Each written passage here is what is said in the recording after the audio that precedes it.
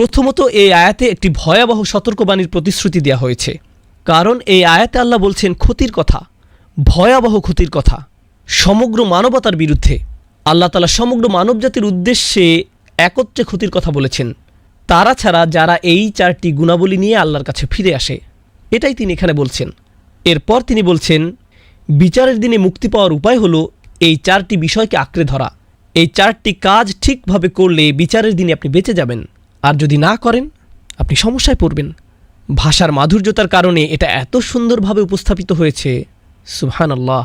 এই জন্য আমি জুমার পরে একটা ঘোষণা দেওয়ার প্রয়োজনীয়তা অনুভব করছি, যাতে অনেকেই আসতে পারে এবং এই সূরার শিক্ষাগুলো পেতে পারে।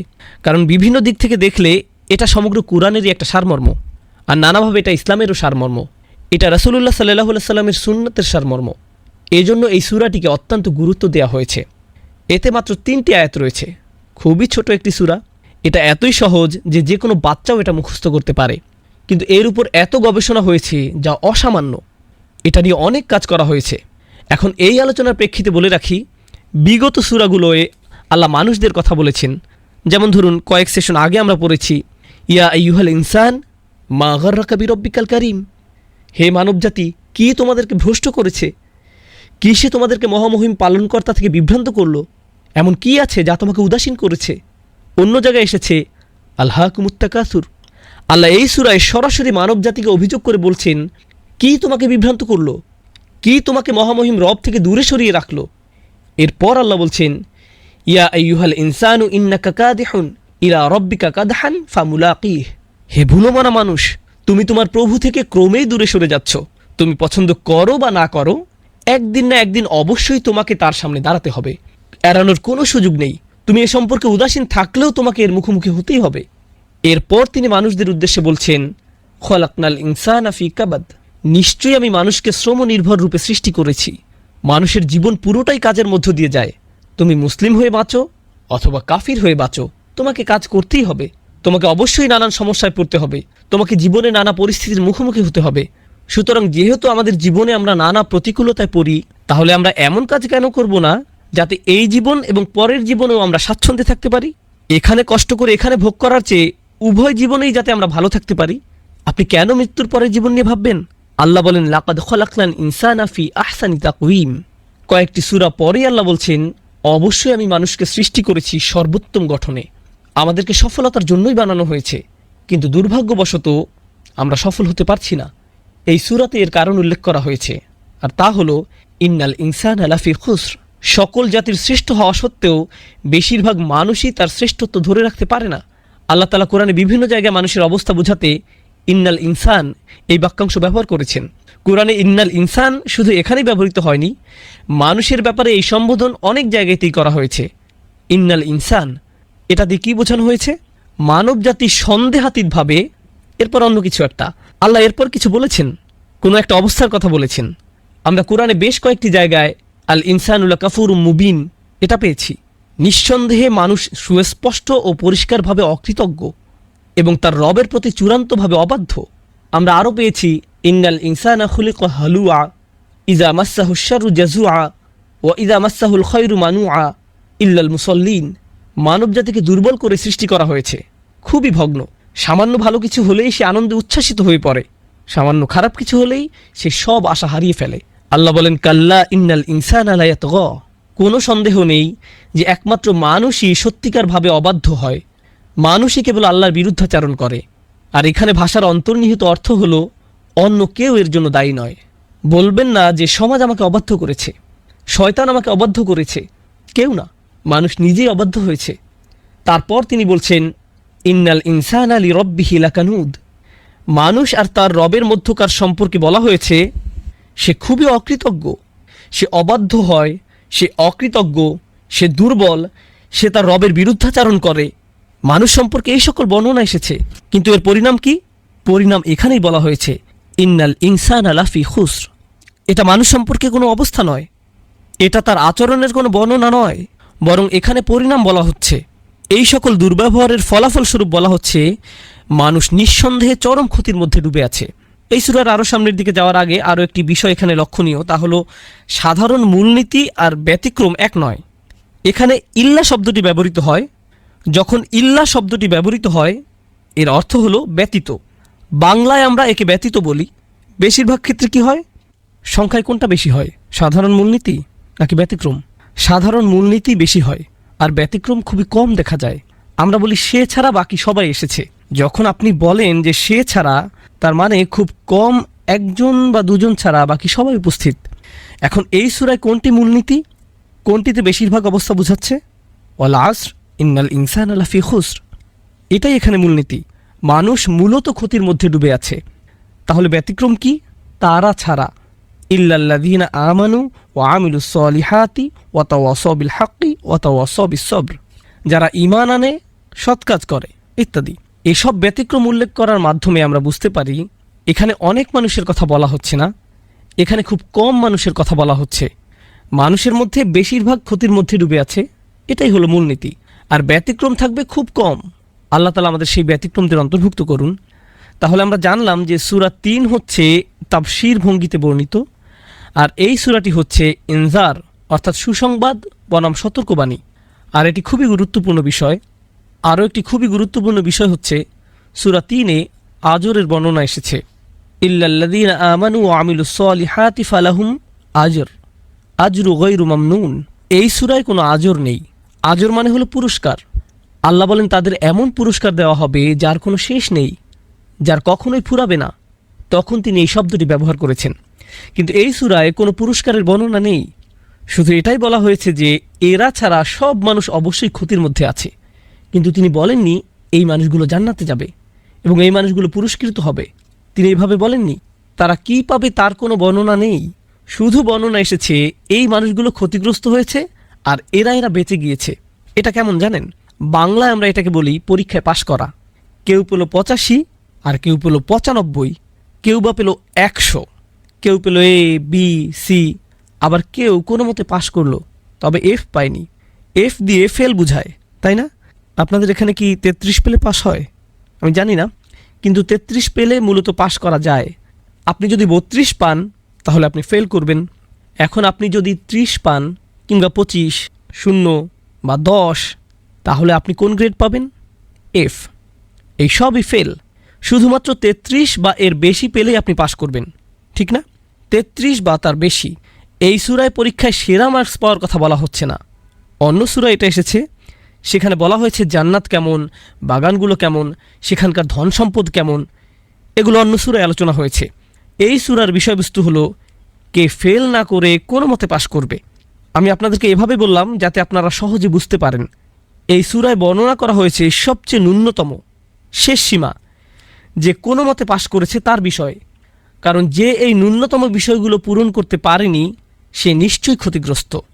সুতরাং এই সূরাটি জান্নাতের শীর্ষে কিভাবে যাওয়া যায় তা নিয়ে নয়, বরং কিভাবে জাহান্নাম এড়ানো যায় তা নিয়ে। এই সূরাটি সাফল্যের শিখর নিয়ে নয়, বরং কিভাবে ব্যর্থতা এড়ানো যায় তা নিয়ে। আপনারা এটা বুঝতে পারলে একটা সূক্ষ্ম বিষয় নিয়ে আলোচনা করতে চাই। কোনো সফল হওয়া নিয়ে আলোচনা আর বেঁচে যাওয়া নিয়ে আলোচনার পার্থক্য কি? আমরা বুঝতে পারছি এই সূরাটি সাফল্য নিয়ে নয়, বরং বেঁচে যাওয়া নিয়ে বলা হচ্ছে। এই দুটির মধ্যে পার্থক্য কি?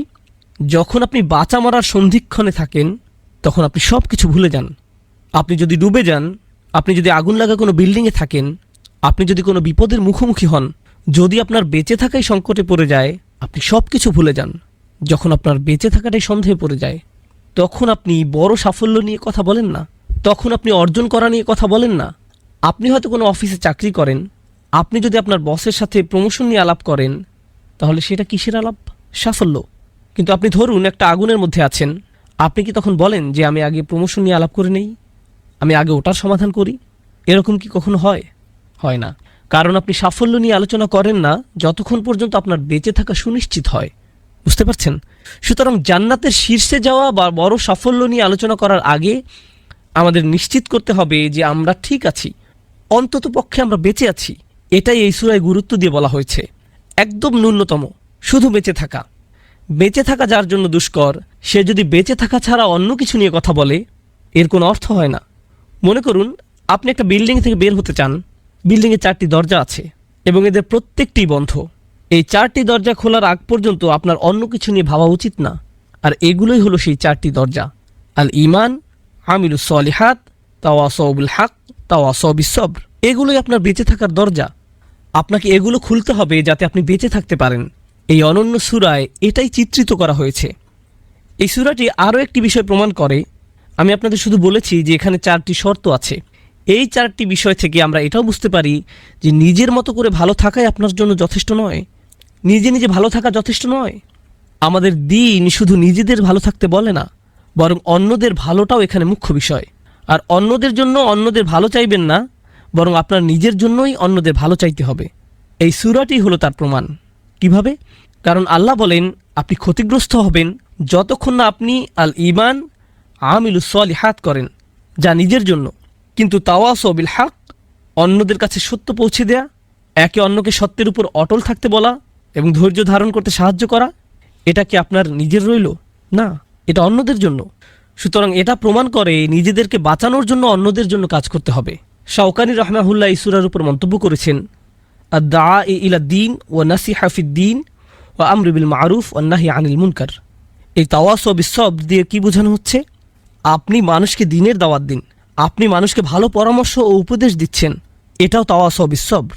আপনি ভালো কাজের সাথে যুক্ত হচ্ছেন, ভালো কাজ করতে বলছেন, খারাপ কাজের প্রতি নিষেধ করছেন, প্রতিবাদ করছেন, এগুলো সবই আপনার বেঁচে থাকার জন্য জরুরি। আপনি মুসলিম হিসেবে সমাজের সমস্যাগুলো না দেখে শুধু আপনার নিজের ছোট গণ্ডিতে থাকতে পারবেন না। আপনাকে এগুলোর বিরুদ্ধে দাঁড়াতে হবে, অন্তত প্রতিবাদ জানাতে হবে। এই সূরার আরও কতগুলো ছোট বিষয় আমি বলবো, তবে এই সূরার সারমর্ম নিয়ে শেষ একটি বিষয় বলে তারপর আমি অন্যান্য শব্দগুলো বিশ্লেষণ করব। ইমাম শাফির দুটি মন্তব্য আমরা পাই। একটি হলো, মানুষ যদি শুধুমাত্র এই সূরার প্রতি আমল করত, এই সূরাটি তাদেরকে পথ দেখাতো, এটাই যথেষ্ট হতো। অন্য জায়গায় তিনি বলেন, কোরআনে যদি এই সূরাটি ছাড়া অন্য কিছু না বলা হতো তবু এটা যথেষ্ট হতো। শাফি রাহমাহুল্লাহ অনন্য মেধার অধিকারী ছিলেন। তিনি এই সূরায় এমন কিছু দেখেছিলেন যাতে তিনি বলেছিলেন এটাই মানুষের জন্য যথেষ্ট। আর যদি কেবল এই সূরাটি আমল করত, তিনি এই সূরায় এমন কিছু দেখেছিলেন যাতে তিনি বলেছিলেন এটাই মানুষের জন্য যথেষ্ট, তারা যদি কেবল এই সূরাটি আমল করত। এতে কি আছে যাতে এই সূরার এত গুরুত্ব যে তিনি এমন একটি মন্তব্য করলেন? সুবহানাল্লাহ, খুবই শক্তিশালী একটি কথা। আমি কিছু সার কথা বলতে চাই। তার মধ্যে একটি হলো খুসর, যা এখানে ব্যবহৃত হয়েছে ও কোরআনের আরও দুটি শব্দের মধ্যে মিল রয়েছে। একটা শব্দ হচ্ছে খসারা, এটা সূরা নূহে আছে। ওয়াত্তাবাউ মান লাম ইয়াজিদহু মালুহু ওয়া ওয়ালাদুহু ইল্লা খসারা। ইল্লা খুসর নয়, বরং ইল্লা খসারা। খুসর শব্দমূল থেকে এটা এসেছে। কোরআনে বর্ণিত আরেকটি শব্দ হলো খুসরান। তাহলে 3টি শব্দ আছে, একটি হলো খুসর, আরেকটি খসারা, সবশেষ খুসরান। কিভাবে এগুলো একটি অপরটির থেকে আলাদা? আর এই সূরায় খুসর উল্লেখ করার মাহাত্ম্য কি? প্রথমে খুসারা শব্দটি নিয়ে আলোচনা করি। খুসারা অর্থ একটি ক্ষতির মধ্যে আরও একটি ক্ষতি যুক্ত হওয়া। একটা ক্ষতি ছিল, সেখানে আপনি আরও একটি ক্ষতি যুক্ত করলেন, এটাই খসারা। আল্লাহ যদি সেই শব্দটি ব্যবহার করতেন তাহলে অর্থ হতো আমরা ইতোমধ্যেই ক্ষতির মধ্যে আছি আর এতে নতুন ক্ষতি যুক্ত করছি। কিন্তু আল্লাহ এখানে খুসুর শব্দ ব্যবহার করছেন। তাহলে বোঝা গেল আমরা ক্ষতিতে ছিলাম না, কিন্তু আমরা নিজেদেরকে নতুন করে ক্ষতিতে ফেলছি। আমরা শুরুতেই ক্ষতিতে ছিলাম না। তাহলে আমরা দেখি খসারা, যার অর্থ হলো ক্ষতিগ্রস্ত অবস্থায় নতুন করে ক্ষতি, এটা কিভাবে কোরআনে ব্যবহৃত হয়েছে। ওয়ানুনাজ্জিলু মিনাল কুরআনি মা হুয়া শিফাউন ওয়া রাহমাতুল লিল মুমিনিন ওয়া লা ইয়াজিদুয যালিমিনা ইল্লা খসারা। তা সীমা লঙ্ঘনকারীদের ক্ষতি বৃদ্ধি করে। সীমা লঙ্ঘনকারীরা কি ইতিমধ্যে ক্ষতিতে আছে? হ্যাঁ, আল্লাহ এটাকে বাড়িয়ে দিয়েছেন। এটা এভাবেই ব্যবহৃত হয়েছে। আরেক জায়গায় আমরা পাই অবিশ্বাসীদের অবিশ্বাস তাদের শুধুমাত্র ক্ষতির দিকে নিয়ে যাবে, ক্ষতির উপর ক্ষতি হবে। তাদের প্রথম ক্ষতি কী ছিল? অবিশ্বাস করা। এরপর এই ক্ষতির উপর ক্ষতি হচ্ছে তারা বিশ্বাসীদের বিরুদ্ধে যা করে সেটা, এটাই ক্ষতির উপর ক্ষতি। তাদের অবিশ্বাসী তাদেরকে জাহান্নামে নেয়ার জন্য যথেষ্ট ছিল, কিন্তু যখন তারা বিশ্বাসীদের পরীক্ষায় ফেলল তখন তারা নিজেদের খাতকে আরও গভীর করে তুলল। সুতরাং খসারা শব্দটি এখানে উপযুক্ত। একইভাবে সূরা নূহে আমরা পাই ওয়াত্তাবাউ, এরপর মাল্লাম ইয়াজিদহু মালুহু ওয়া ওয়ালাদুহু ইল্লা খসারা। তারা এমন একজনের অনুসরণ করছে যার ধন সম্পদ ও সন্তান সন্ততি কেবল তার ক্ষতি বাড়িয়ে দেয়। অন্যভাবে বললে তারা এমন লোকের অনুসরণ করছে যারা মূলত ছিল ক্ষতিগ্রস্ত, এরপর এদের অনুসরণ করার কারণে তারা আরও ক্ষতিগ্রস্ত হয়ে পড়ে। তাহলে এটা হলো খসারা ব্যবহার না করে খুসুর ব্যবহার করার একটি মাহাত্ম্য। কিন্তু এরপর আরেকটি শব্দ হলো খুসরান, খুবই শক্তিশালী একটি শব্দ। খুসরান শব্দটি হলো আধিক্যবাচক শব্দ, গুরুত্ববাচক শব্দ। এটাও কোরআনে ব্যবহৃত হয়েছে। খুসরান মানে হলো ভয়াবহ ক্ষতি, প্রচণ্ড ক্ষতি, অকল্পনীয় ক্ষতি। শব্দের শেষে আন থাকার কারণে এর অর্থে প্রচুর বুঝাবে। আরবিতে যখন কোনো শব্দের শেষে আন বসে এর অর্থে আধিক্য বুঝায়। যেমন আমরা বলি রহমান, তিনি শুধু দয়ালু নন, তিনি পরম দয়ালু। আমরা যখন বলি গদবান, এর মানে শুধু রাগ না, প্রচণ্ড রাগ, উন্মত্ত ক্রোধ। অতএব যদি আমরা বলি খুসরান, এর মানে ভয়াবহ ক্ষতি, অকল্পনীয় পরিমাণ ক্ষতি। এবার আমরা দেখি এটা কোরআনে কিভাবে ব্যবহৃত হয়েছে। খসিরাত দুনিয়া ওয়াল আখিরা যালিকা হুয়াল খুসরানুল মুবিন। সে দুনিয়া ও আখিরাতে ক্ষতিগ্রস্ত হয়, এটি হলো চূড়ান্ত ক্ষতি। এটা কি চূড়ান্ত ক্ষতি না? এটা কিভাবে এত বড় ক্ষতি? এটা কোনো হালকা বিষয় নয়। সে শুধু একটা বিষয় হারায়নি, সে উভয়টি হারিয়েছে, দুনিয়া ওয়াল আখিরা। সুতরাং এটা হলো ক্ষতির পরে ক্ষতি, এটাই চূড়ান্ত ক্ষতি, খুসরানুল মুবিন। একইভাবে কোরআনে আমরা দেখতে পাই আল্লাহ বলছেন, উল ইন্নাল খাসিরিন আল্লাযীনা খাসিরু আনফুসাহুম ওয়া আহলিহিম ইয়াউমাল কিয়ামাহ। বলো, নিশ্চয়ই তারা ক্ষতিগ্রস্ত যারা কিয়ামত দিবসে নিজেদের ও তাদের পরিবারবর্গকে ক্ষতিগ্রস্ত পাবে। আর এটাই হলো চূড়ান্ত ক্ষতি। সুতরাং মানুষের আসল ক্ষতি এই দুনিয়ায় হবে না, বরং আসল ক্ষতি হবে আখিরাতে, শেষ ঠিকানায়। আর এমনিতেও তারা এই দুনিয়াতেও ক্ষতিগ্রস্ত হবে, কিন্তু এই ক্ষতি আখিরাতের ক্ষতির ধারে কাছেও আসতে পারবে না। অতএব যেহেতু এটা ক্ষতি হলেও চূড়ান্ত ক্ষতি নয়, তাই এখানে ইন্নাল ইনসানা লাফি খুস শব্দটি ব্যবহার করা হয়েছে। এটি ভারসাম্যপূর্ণ এবং উপযুক্ত। এখানে যদি জাহান্নামের আগুনের কথা আসতো, তাহলে কি শব্দ ব্যবহৃত হতো? লাফি খুসরান, কারণ সেটাই হলো চূড়ান্ত ক্ষতি। এর চেয়ে ভয়াবহ ক্ষতি আর হতে পারে না। সুতরাং এই তিনটি শব্দের মধ্যে এখানে সবচেয়ে উপযুক্ত শব্দের ব্যবহার করা হয়েছে। এখন আমরা ইমাম বাইহাকি রহমাহুল্লাহর কিছু মন্তব্য পড়ব। এই সূরাটি নিয়ে তিনি অসাধারণ কিছু মন্তব্য করেছেন। তিনি বলেন, যখনই দুজন সাহাবা একে অপরের সাথে দেখা করতেন, তারা একে অপরকে ওয়াল আসর ইন্নাল ইনসানা লাফি খুস ইল্লাল্লাযীনা আমানু ওয়া আমিলুস সলিহাতি ওয়া তাওয়াসাউ বিল হাক্কি ওয়া তাওয়াসাউ বিস সবর এ কথা না বলে বিদায় নিতেন না। তাহলে তারা একে অপরকে এই সূরাটি পড়ে বিদায় দিতেন। কেন? কারণ তাদের মনে হয়েছিল যে এটা অন্যকে মনে করিয়ে দেওয়াটা খুবই গুরুত্বপূর্ণ। এটা এমন না যে আপনি একবার পড়বেন আর আপনার কাজ শেষ। আর এই বিষয়টি আমি আজকের সেশনে বাকি সময়টুকু আলোচনা করতে চাই। সেটা হচ্ছে, কোরআনকে একাডেমিক্যালি অধ্যয়ন করা এক জিনিস, শব্দের ব্যবহার শেখা, ব্যাকরণ শেখা, অর্থ বোঝা, বিভিন্ন মুফাসসিরের বিভিন্ন কিরাত সম্পর্কে জানা, এই সব কিছু, এই সব জ্ঞান।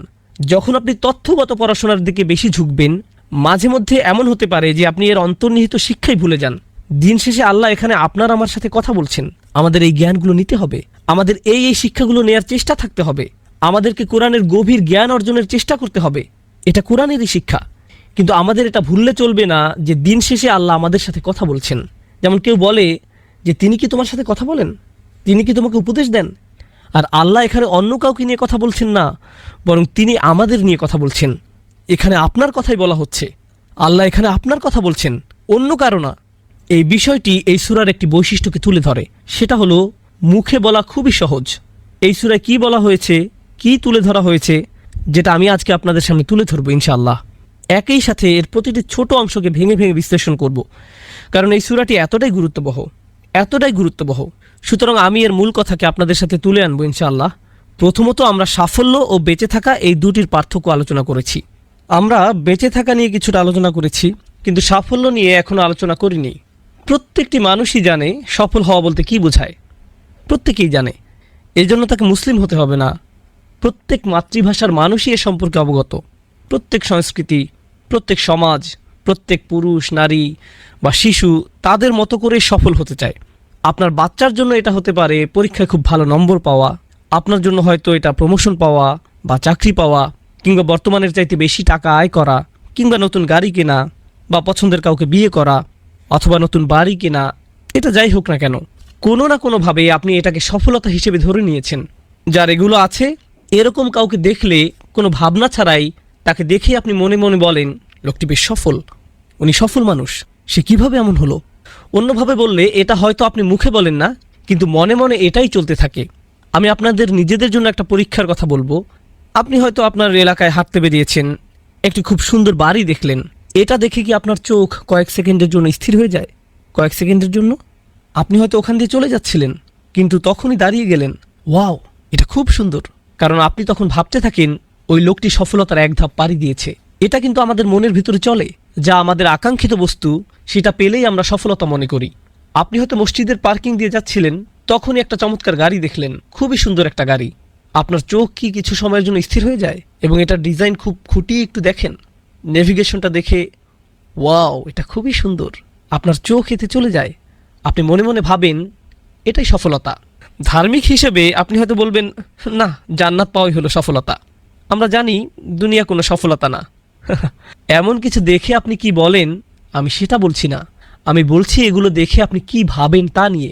আসলে আমাদের বাচ্চারা এদিক থেকে আমাদের চেয়ে অনেক সৎ।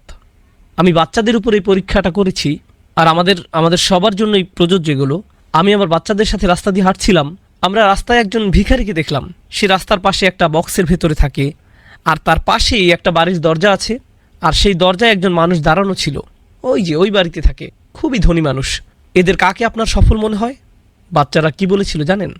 আসল উত্তর, যে লোকটি বাড়ির দরজায় দাঁড়ানো সে সফল, যে বক্সের মধ্যে থাকে সে ব্যর্থ, যে বিশ্ববিদ্যালয়ে পাশ করেছে সে সফল, যে পাশ করতে পারেনি সে ব্যর্থ, যে ইলেকশনে জিতেছে সে সফল, যে জিততে পারেনি সে ব্যর্থ। আমরা এভাবেই সফলতা ব্যর্থতার পরিমাপ করি। যে চাকরি পেয়েছে সে সফল, যে পায়নি সে ব্যর্থ, যে ব্যবসা এগিয়ে যাচ্ছে সে সফল, যে তেমন আগাতে পারছে না সে ব্যর্থ। এভাবেই আমরা সফলতা ব্যর্থতা পরিমাপ করি। এভাবে ভাবাটা খুবই স্বাভাবিক। কিন্তু আমরা এই সূরায় খুবই ভিন্ন কিছু জানতে পারছি। আমরা দেখতে পাচ্ছি এসবের কোনো কিছুই সফলতা কিংবা ব্যর্থতার মাপকাঠি নয়। অনেক ধন সম্পদের মালিক হওয়া, যা আপনি এখনও পাননি এমন কিছু পাওয়া, এগুলো পাওয়া আপনাকে সফল বানায় না, আর এগুলো না পাওয়াও আপনাকে ব্যর্থ বানায় না। এগুলোর সাথে সফলতা বা ব্যর্থতার কোনো সম্পর্ক নেই। আচ্ছা আসুন অতীত থেকে কিছু উদাহরণ দেই। আমি জানি না এখনও এগুলো আছে কিনা। আমি একবার এক বন্ধুর বাসায় দেখেছিলাম, এগুলোকে বলা হতো সেলিব্রিটি ক্রিব। জানি না আপনারা দেখেছেন কিনা।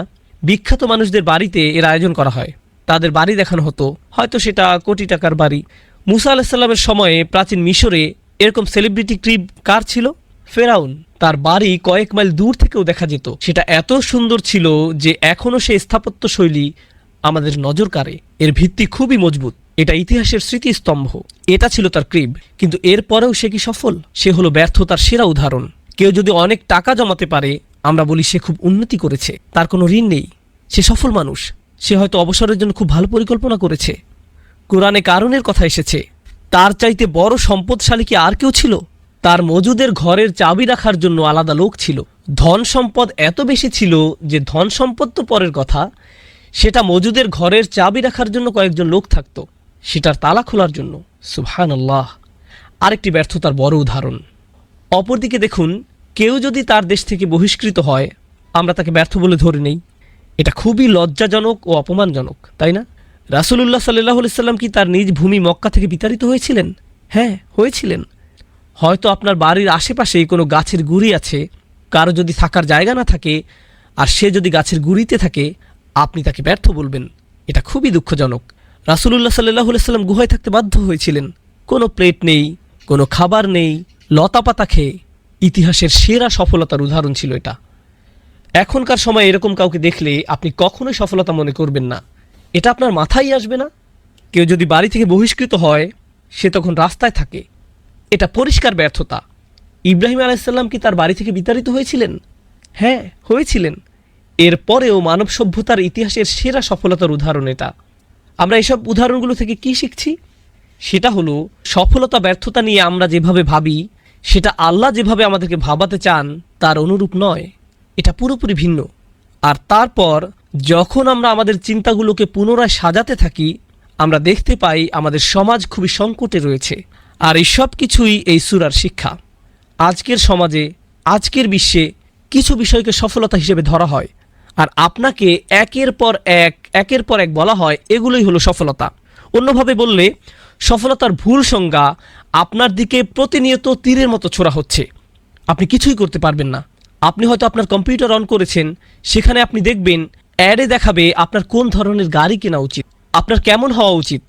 আর আপনার সার্চ করা বিষয়গুলোর উপর দোকানগুলো নির্দিষ্ট পরিমাণ ছাড় দিবে। বিলবোর্ডে দেখবেন আপনার বাড়িটা কেমন হওয়া উচিত। যতভাবে অ্যাডভার্টাইজ করা যায় তার সবটাই আপনার উপর প্রয়োগ করা হচ্ছে। এমনকি আমাদের বাবা মা ও মুরব্বীদের মধ্যেও, আমাদের তরুণদের মধ্যেও আপনার কোন কলেজে যাওয়া উচিত, আপনার কেমন চাকরি করা উচিত, কোথায় আপনার বাড়ি কেনা উচিত, অনবরত আমাদের বলা হচ্ছে সফলতা এটা, সফলতা এটা, সফলতা এটা, একের পর এক প্রতিনিয়ত। আর জানেন তো, যখন আপনাকে কোনো কিছু বারংবার বলা হয়, যদিও সেটা ভুলও হয়ে থাকে, তখন কি ঘটে? আপনার মনে হতে থাকে সেটা ঠিক, সেটার প্রভাব আপনার উপর পড়ে। যদি আপনার আশেপাশের মানুষেরা বারংবার আপনাকে বলে আর বোঝায় যে এটাই হলো সফলতা, তখন বিষয় এমন হয় যে সবাই বলছে এটা সফলতা, তাহলে আমিই মনে হয় এটাকে সফলতা না ভেবে ভুল করছি। সেদিন একজন এসে বলল, নোমান ভাই, আপনি খুব সুন্দর করে বলেছেন, কিন্তু আজকাল এভাবে কেউ ভাবে না। হ্যাঁ, সেভাবেই বলল, কেউ এভাবে ভাবে না। সত্যি এমনটাই হয়ে থাকে। যেহেতু কেউ এভাবে ভাবে না, তাই আমরা ধরে নিয়েছি এটা চলবে না। এটা যদি সত্যি হতো তাহলে সবাই এভাবে ভাবতো। কিন্তু আমরা এটাও জানতে পারছি সত্য কখনো মিষ্টি হয় না, সত্য হলো তিক্ত। আমি এখনও কোনো কাজের কথা বলিনি, আমি শুধু মনোভাব পরিবর্তনের কথা বলেছি। এই দুনিয়াবী জীবনের প্রতি আমাদের মনোভাবের কথা, শুধু এটা নিয়েই কথা বলেছি, মনোভাবের পরিবর্তন। এই দুনিয়ার সাথে সফলতার কোনো সম্পর্ক নেই। এখানে একটু বলে রাখি, সন্দেহ দূর করার জন্য, আমি বলছি না যে এই দুনিয়াটা খারাপ জায়গা, কারণ আল্লাহ বলছেন, খলাকালাকুম মা ফিল আরদি জামিআ, জমিনে যা কিছু আছে সব কিছু তিনি তোমাদের জন্য সৃষ্টি করেছেন, এই সবই আমাদের জন্য। তাহলে আমরা কিভাবে এই দুইয়ের মধ্যে সামঞ্জস্য করব? আমরা জেনেছি যে ধনী হওয়া কোনো খারাপ কিছু নয়, সুন্দর একটি গাড়ি থাকা খারাপ কিছু নয়, সুন্দর জামা কাপড় থাকা খারাপ নয়। কিন্তু আপনি যদি মনে করেন সেটা হলো সফলতা, তাহলে আপনি ভুল করছেন। দুনিয়ার নানা কিছু আপনার থাকলে কোনো সমস্যা নেই, দুনিয়াকে ভালোবাসা হলো সমস্যা। যার দুনিয়া আছে এমন কারো বিরুদ্ধে আল্লাহ তাআলা কিছু বলেননি, তিনি তাদের বিরুদ্ধে কথা বলেছেন যারা এই দুনিয়ার প্রতি প্রভাবিত হয়েছে। ওয়া আসার আল হায়াত দুনিয়া, সে দুনিয়ার জীবনকে প্রাধান্য দেয়। ক্ষতিগ্রস্ত না হয়েও আপনার অনেক ধন সম্পদ থাকতে পারে, আপনি সেটা পারবেন। আবার আপনি অনেক গরিব হয়েও দুনিয়ার প্রতি আসক্ত হতে পারেন, এতে আপনি ক্ষতিগ্রস্ত হবেন, ক্ষতির মধ্যে পড়বেন। বাহ্যিক কোনো কিছু নিয়ে আলোচনা করার আগে আমাদের প্রথম চিন্তা হলো আমাদের অন্তরের ভিতরে কি আছে। তাহলে এটাই হলো সফলতা বনাম বেঁচে থাকা। এতক্ষণ আমরা জানলাম যে আমরা কিভাবে সফলতা নিয়ে আমাদের ধারণাগুলো পুনরায় সাজিয়ে নিতে পারি। এখন আমরা পরের পয়েন্টে আসি। এই সূরা থেকে আমরা জানতে পারছি যে সব মানুষেরই বেঁচে থাকার প্রচণ্ড আকাঙ্ক্ষা রয়েছে। ওয়াল আসর ইন্নাল ইনসানা লাফি খুসর, নিশ্চয়ই মানবজাতি ক্ষতির মধ্যে ডুবে আছে, নিশ্চয়ই মানুষ ক্ষতিগ্রস্ত, ক্ষতির মধ্যে নিমজ্জিত হয়ে আছে। আমরা এই থেকে কি বুঝলাম? আমরা এই থেকে বুঝলাম এখানে কোনো ব্যতিক্রম নেই, আপনি আলাদা কিছু নন। আল্লাহ এখানে বলেননি ইন্নাল কাফির লাফি খুসর। কিছু কিছু মুফাসসির মন্তব্য করেছেন আল ইনসান বলতে এখানে কাফের বোঝানো হয়েছে, এখানে ক্ষতিগ্রস্ত হিসাবে কাফেরদের বোঝাতে পারে। কিন্তু আমরা সাহাবাদের বিভিন্ন বর্ণনায় পেয়েছি যে তারা সূরা আসরের প্রথমাংশ নিয়ে চিন্তিত ছিলেন। সূরা আসর প্রথমে নাজিল হয়েছিল ওয়াল আসর ইন্নাল ইনসানা লাফি খুসর, শুধু এইটুকু তারা শুনেছিলেন। তাদের কি হবে যতক্ষণ না শেষ অংশ নাজিল হয় এবং তারা আশ্বস্ত হন, ইল্লাল্লাযীনা আমানু ওয়া আমিলুস সলিহাতি ওয়া তাওয়াসাউ বিল হাক্কি ওয়া তাওয়াসাউ বিস সবর। সুতরাং এখানে ব্যতিক্রমটা তাৎপর্যপূর্ণ হয়ে ওঠে, কারণ এটা এখন আমাদের বেঁচে যাওয়ার জন্য খুবই গুরুত্বপূর্ণ। আমাদের বাঁচার জন্য এটাই উপায়। আমরা যদি এটা না বুঝতে পারি তাহলে সফলতা নিয়ে আলোচনা পুরোপুরি অর্থহীন, তাহলে সফল হওয়া সম্ভব নয়। এই সূরায় যে শর্তগুলো দেয়া হয়েছে তার আলোকে আমাদের চিন্তাগুলোকে পুনরায় শানিত করতে হবে। আজকের সেশনে সবশেষে আমি আপনাদের যে বিষয়টি বলতে চাই ইনশাআল্লাহ, তা হলো একটা ছবি। সামনের সেশনে আমরা এই ছবিটি আমাদের মধ্যে তৈরি করব এবং প্রতিটি শব্দের শিক্ষা ও সূক্ষ্ম বিশ্লেষণ শেষ করব ইনশাআল্লাহ। আর এই ছবিটি আমি আপনাদের সাথে শেয়ার করব যাতে আপনারা এই সূরাটিকে আরও বৃহৎ পরিসরে ভাবতে পারেন। মনে করুন আপনি ডুবে যাচ্ছেন, আপনি অজ্ঞান। এখানে দুইটি বিষয়, আপনি ডুবে যাচ্ছেন কিন্তু আপনি অজ্ঞান। আপনার কি অনেক সময় আছে? না, আপনার বেশি সময় নেই। মানে হলো আপনার সময় ফুরিয়ে যাচ্ছে। আর এখানে আরবিতে সময় ফুরিয়ে যাচ্ছে বোঝাতে কোন শব্দটি ব্যবহৃত হয়েছে জানেন? সেই শব্দটি হলো আল আসর। শব্দগতভাবে আসর মানে হচ্ছে এমন সময় যা ফুরিয়ে যাচ্ছে, দিনের শেষাংশে। যখন দিন ফুরিয়ে যায় তখন আমরা আসর নামাজ পড়ি। আসর শব্দটি এসেছে আসির থেকে, এর মানে হলো জুস। যেভাবে এটা নিঃশেষ হয়ে যায় সেভাবে সময়ও আপনার হাত থেকে নিঃশেষ হয়ে যাচ্ছে। এমনভাবে বলা হচ্ছে যেন আপনি কোনো কাপড় পানিতে ডুবিয়ে রেখেছেন, সেখান থেকে তুলে আপনি যেভাবে এটাকে নিংড়ে নেন যাতে সব পানি বের হয়ে যায়, আসর শব্দটি দিয়ে ঠিক এমন বোঝায়, নিংড়ে নেয়া। তাহলে আল্লাহ এখানে বলছেন আপনি ডুবছেন, আপনি অজ্ঞান, একই সাথে আপনার সময় নিঃশেষ হয়ে যাচ্ছে। আপনি যদি এমন একটি অবস্থায় থাকেন তাহলে বাঁচার জন্য আপনাকে সর্বপ্রথম কি করতে হবে? জেগে উঠুন, এটাই আপনাকে প্রথম করতে হবে। আপনার যদি চেতনা না থাকে তাহলে আপনি শেষ। বাঁচার জন্য প্রথম শর্ত হলো আপনাকে জেগে উঠতে হবে। এমনকি যদি আপনি সবচেয়ে সুন্দরতম স্বপ্নের মধ্যেও থাকেন, সেই স্বপ্নে আপনি হয়তো বিশেষ কোনো সাফল্য উপভোগে ব্যস্ত, আপনি হয়তো ফেরারি গাড়ি চালাচ্ছেন, সেখানে রাস্তার এক পাশে পাহাড়, অন্য পাশে স্বচ্ছ পানি। এরকম একটা গাড়িতে আপনি হয়তো প্রচণ্ড স্পিডে গাড়ি ছুটিয়ে নিয়ে যাচ্ছেন, এভাবেই জীবনটা উপভোগ করছেন। এই সবই আপনার স্বপ্ন। কিন্তু যখন আপনি জেগে উঠবেন, আপনি কি অনুভব করবেন? আপনি ডুবে যাচ্ছেন, আপনি পানির নিচে। এটা হলো প্রথম শর্ত, আপনাকে জেগে উঠতে হবে। আপনি যখন জেগে উঠবেন, আপনি হয়তো বলবেন, ভাই এ কি জঘন্য বাস্তবতা, আমি তো খুব সুন্দর স্বপ্নের মধ্যে ছিলাম, আমার আবারও ঘুমানো উচিত। আপনি যদি এটা করেন, আপনি তো পাগল, অথবা এমন কেউ যার বাস্তবতা মেনে নেওয়ার সৎ সাহস নেই। কারণ আপনি দেখছেন বাস্তবতা হলো খুবই কঠিন। আপনি জেগে ওঠার পরও সিদ্ধান্ত নিয়েছেন পুনরায় ঘুমাতে যাওয়ার। এরকম একজন মানুষ যদি ডুবে যায়, সে কি কাউকে দোষারোপ করতে পারবে যে ঘুম থেকে উঠে আবার ঘুমাতে যায়? কি মনে হয়? কেউ হয়তো কখনোই ঘুম থেকে উঠল না, কিন্তু যে একবার জেগে উঠে বলল, না এটা ভালো লাগছে না, তারপর আবার ঘুমাতে গেল, তারা নিজেদেরকে ছাড়া আর কাউকে দোষ দিতে পারবে না। তাহলে ধরুন তারা জেগে উঠল, এখন কি করতে হবে? আপনি যদি সাঁতার কাটতে নাও জানেন, আপনি কি আপনার শরীরের সর্বশক্তি দিয়ে তীরে ওঠার চেষ্টা করবেন না? আপনি কি সেটা করবেন না? আপনি পানির নিচে একভাবে হাত রেখে কিছুটা নিচে নামবেন, আবার অন্যভাবে হাত রেখে কিছুটা উপরে উঠবেন। আপনি যখন বুঝবেন এভাবে হাত রেখে আপনি পানির উপরে উঠতে পারছেন, আপনি শুধু সেভাবে চেষ্টা করবেন, তাই না? তাহলে প্রথমে আপনাকে জেগে উঠতে হবে, দ্বিতীয়ত আপনাকে সাঁতার কাটতে হবে। আপনাকে তীরে উঠতে হলে কিছু না কিছু করতেই হবে। আপনি হয়তো তীরে উঠলেন, এরপর বড় একটা দম নিলেন, হঠাৎ দেখলেন আপনাকে কেউ ধরে আবার পানির নিচে টানছে, পা ধরে টানছে। কে পা ধরে টানছে? আপনি না দেখলে বিশ্বাস করতেন না। আপনার এক আত্মীয়ের সাথে আপনার পায়ে একটা শিকল লাগানো আছে, আপনার এক কাজিন, সেও ঘুমাচ্ছে এবং আপনাকে টানছে। এখন আপনি আপনার ঘুমন্ত কাজিনের কারণে ডুবে যাচ্ছেন। এখন আপনি কি করবেন? আপনি নিশ্চয়ই তাকে জাগাবেন। আপনি কিন্তু তাকে বাঁচানোর জন্য ডাকছেন না। আপনি কাকে বাঁচানোর জন্য ডাকছেন? হতে পারে আপনি আসলে তাকে বাঁচাতে চান, আবার এও হতে পারে আপনি তাকে পছন্দ করেন না, আমি এটা জানি না। কিন্তু এখন আসল ব্যাপারটা কি? আসল ব্যাপারটা হলো আপনি তাকে জাগাতে চান। কারণ আপনি যদি তাকে জাগাতে না চান, তাহলে তার সাথে আপনিও ডুবে যাবেন। এজন্য আপনি তাকে জাগালেন। সে উঠে বলল, ভাই তুমি আমাকে জাগালে কেন? আমি তো স্বপ্নে ফেরারি চালাচ্ছিলাম, তুমি আমাকে কোনো কারণ ছাড়াই জাগালে কেন? আমি আবার ঘুমাতে যাচ্ছি, তুমি যাও। আপনি কি তাকে বলবেন, আরে আমি তোমাকে এমনিতেই পছন্দ করি না, তোমার যা ইচ্ছা করো? না, সেটা আপনি করবেন না। সে যদি আবার ঘুমাতে যায়, আপনি কি করবেন? না ভাই ওঠো, ওঠো, আমাদের যেতে হবে।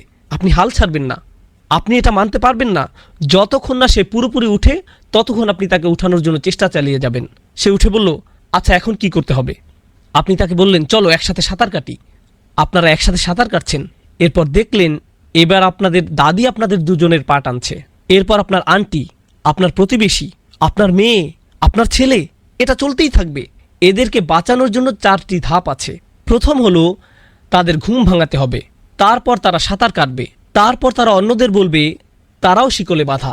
আর এটাই সত্যি, ঘুম থেকে ওঠো। এমনকি তারা যদি ক্লান্ত হয়ে পড়ে, কেউ হয়তো বলবে, ভাই আমি আর এসব করতে পারছি না, আমরা এগুলো বারংবার করছি, আমি মনে হয় আর পারছি না। অন্যজন বলবে, না আমরা সবাই একসাথে বাঁচবো, আমাদের এটা করতেই হবে, ওঠো, চলো চলো চলো, সাঁতরাতে থাকো, চলো। আপনারা এমন মুভি দেখেছেন না, যেখানে তারা কোনো আর্মি থেকে পালায়, তাদের মধ্যে একজন ক্লান্ত হয়ে বলে, আমি আর দৌড়াতে পারছি না। তখন অন্যরা কি বলে, ওঠো ওঠো, আমরা এটা পারবো, চলো। তারা কোনো না কোনোভাবে তাকে মানিয়ে নেয়। যদিও সে ভেবেছিল সে আর দৌড়াতে পারবে না, তারা একে অপরকে তাগিদ দেয়, কারণ তাদের বেঁচে যাওয়া একে অপরের উপর নির্ভরশীল। তারা প্রচণ্ডভাবে একে অপরকে তাগিদ দেয়। আল্লাহ এই সূরার শেষে কি বলছেন? প্রথমে বলছেন ওয়াল আসর, সময় শেষ হয়ে যাচ্ছে। তারপর তিনি বলছেন ইন্নাল ইনসান আলা ফি খুসর, মানবজাতি ক্ষতির মধ্যে ডুবে আছে। এ দুটোর মিল বুঝতে পারছেন? মানুষ ক্ষতির মধ্যে ডুবে আছে। ব্যতিক্রম কি? ইল্লাল্লাযীনা আমানু, যারা বিশ্বাস করেছে। কি বিশ্বাস করেছে? আল্লাহ বলেননি আমানু বিল্লাহি ওয়া মালাইকাতিহি ওয়া কুতুবিহি ওয়া রাসূলিহি ওয়াল ইয়াউমিল আখিরি ওয়াল কদরি খাইরিহি ওয়া শাররিহি মিনাল্লাহি তাআলা ওয়াল বা'থি বা'দাল মাউত। এসব কিছুই না, তিনি এসবের কিছুই বলেননি। যদিও এই সবই এর অন্তর্ভুক্ত। এই সূরার প্রেক্ষাপট অনুযায়ী এই লোকদের সর্বপ্রথম কি বিশ্বাস করতে হবে? এটাই যে তারা ক্ষতির মধ্যে আছে, তারা ডুবে যাচ্ছে। আর তারা যদি এটা বিশ্বাস করে, তাদের ঈমানকে সংশোধন করে, তাহলে এরপর কি ঘটবে? তারা সাঁতার কাটবে, তারা উপরের দিকে উঠবে। আল্লাহ এই কাজটিকে কিভাবে বর্ণনা করেছেন? ওয়া আমিলুস সলিহাত, তারা ভালো কাজ করবে, তারা এমন কিছু করে যাতে এর সমাধান হয়। বলে রাখি, এখানে সলিহ শব্দটি বিশেষণ। সলিহাত যার শাব্দিক অর্থ হলো এমন কিছু যা কোনো কিছুর সংশোধন করে। কোনো কিছু ভুল ছিল, এটা সংশোধন করলো। অতএব তারা এমন কিছু করে যাতে পরিস্থিতি স্বাভাবিক হয়।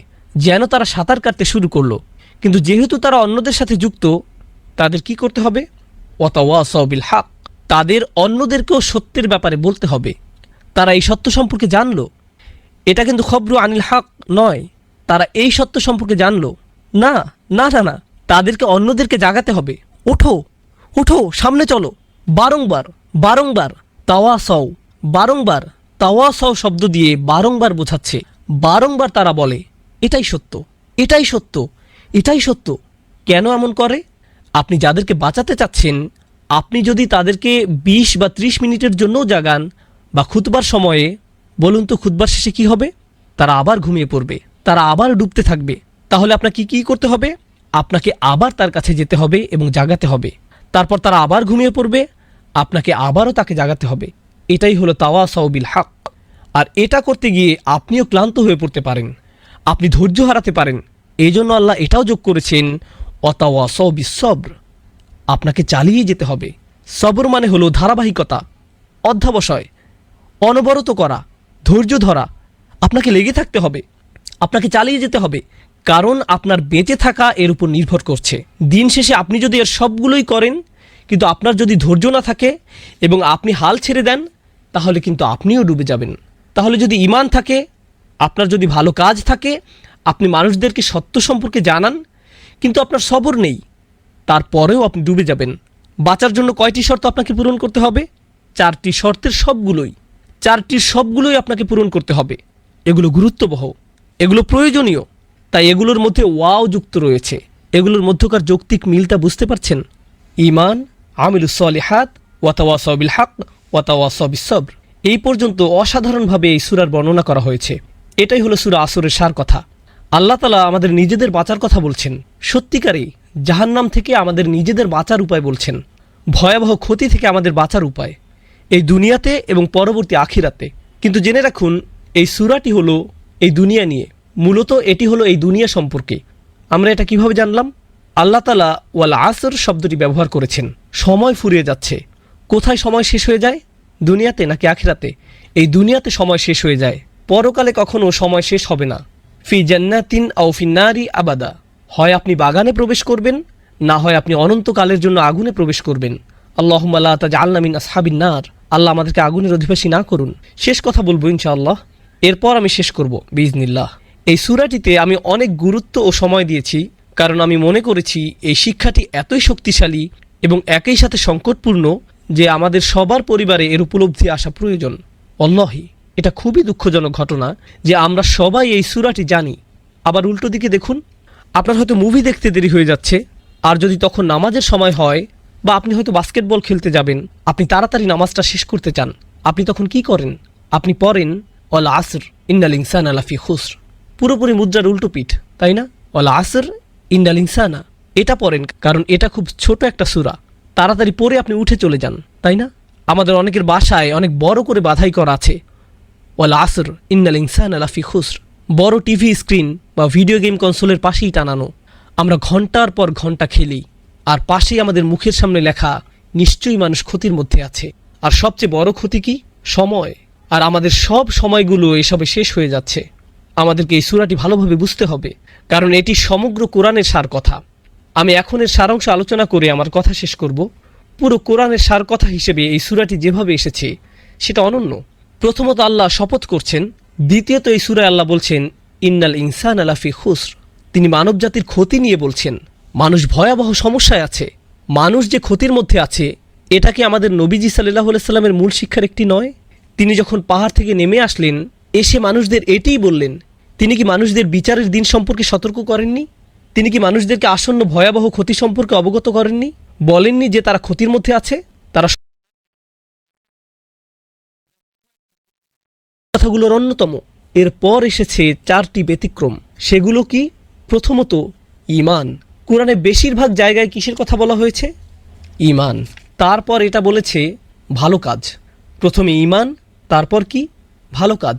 তারপর নবী সাল্লাল্লাহু আলাইহি সাল্লামের জীবন ও সংগ্রাম, যা হলো ওয়াতাওয়াসাউ বিল হক ওয়াতাওয়াসাউ বিস সবর। সুতরাং রাসূলুল্লাহ সাল্লাল্লাহু আলাইহি সাল্লামের পুরো কার্যক্রম এই 4টি শব্দের মধ্যে দিয়ে উঠে এসেছে। কোরআনের যে কোনো জায়গায়, সিরাতের যে কোনো জায়গায়, সুন্নাতের যে কোনো জায়গায় আপনি এই 4টির কোনো না কোনোটি পাবেন। হয়তো আপনি ঈমান পাবেন, নয়তো আমলে সলেহ পাবেন, অথবা আপনি পাবেন তাওয়াসাউ বিল হক, নয়তো তাওয়াসাউ বিস সবর। আপনি কোরআনের বা সুন্নাতের সব জায়গায় এগুলোর কোনো না কোনোটি পাবেন।